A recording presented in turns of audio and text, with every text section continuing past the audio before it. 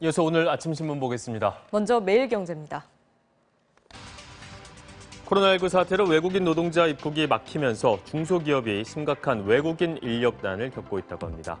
고용노동부에 따르면 올해 상반기 입국한 외국인 근로자는 당초 입국할 예정이던 인원 대비 6.64%에 그친 2,003명에 불과합니다.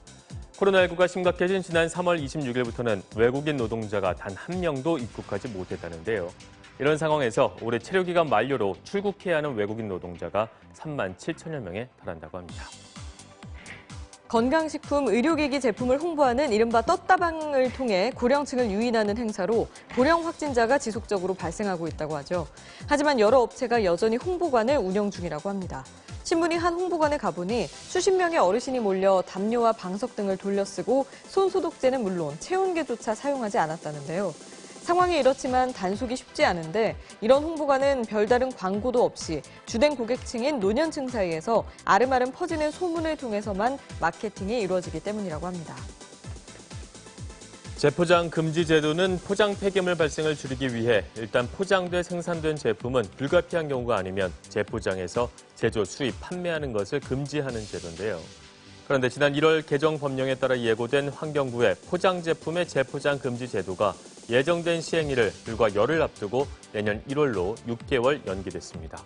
재포장 금지가 묶음 포장 할인 판매까지 규제하는 것으로 잘못 알려지면서 논란이 벌어졌기 때문이라는데요. 단축돼 해당 상품 여럿을 한 번에 비닐로 다시 포장하는 등 불필요한 포장 행위만 금지하는 것이라는 환경부의 해명에도 논란이 잦아들지 않았고 결국 환경부는 하루 만에 제도 시행 연기를 발표했다고 합니다. 최근 간편 송금을 통한 보이스피싱과 부정결제 사고 등이 잇따르고 있다고 하죠. 하지만 피해자 수나 피해액이 얼마인지는 정확히 알 수조차 없다고 합니다. 간편 송금업은 통신사기 피해 환급법의 적용 대상이 아니어서 수사당국이 범죄 정보를 얻는 데 한계가 있기 때문이라는데요. 이에 정부가 법망에서 빠져있다는 비판이 제기된 토스와 카카오페이 등의 은행 수준의 법적 책임을 지우기로 했다고 합니다. 또 앞으로 간편 송금 앱이 대포 통장 역할로 쓰이면 지급 정지한 뒤 돈을 환급해줘야 하고 범죄 예방을 위해 기존 금융업체들과 정보도 공유해야 한다고 합니다. 인터넷 쇼핑몰에 올라오는 상품 후기의 신뢰성이 다시 한번 도마 위에 올랐죠.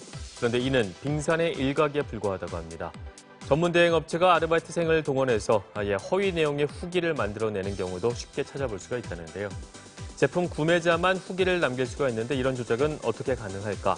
신문에 따르면 리뷰 알바생이 쇼핑몰에서 무통장 입금 방식으로 상품을 구매하면 업체가 대신 비용을 입금하고 정상 거래처럼 알바생의 주소로 송장이 붙은 빈 상자를 보냅니다.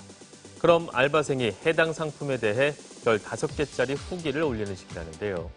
문제는 적발이 쉽지 않다는 점인데 현실적으로 후기를 남긴 구매자가 실제 구매자인지 허위 리뷰어인지 구분하기가 쉽지 않기 때문이라고 합니다. 신문은 더불어민주당이 올해 2학기 등록금을 감면하는 대학에 재정을 지원하는 방안을 검토하고 있다고 보도했습니다. 이는 코로나19 사태로 수업권을 침해받았다며 대학가에서 등록금 반환 요구가 확산하는 데 따른 조치로 사실상 등록금 반환 효과를 내면서 대학이 책임을 함께 부담하는 효과가 있는 것으로 민주당은 보고 있다는데요. 하지만 간접 지원책이라 하더라도 결국 세금으로 대학 등록금을 지원하는 데 대한 논란이 일 것으로 예상된다고 합니다.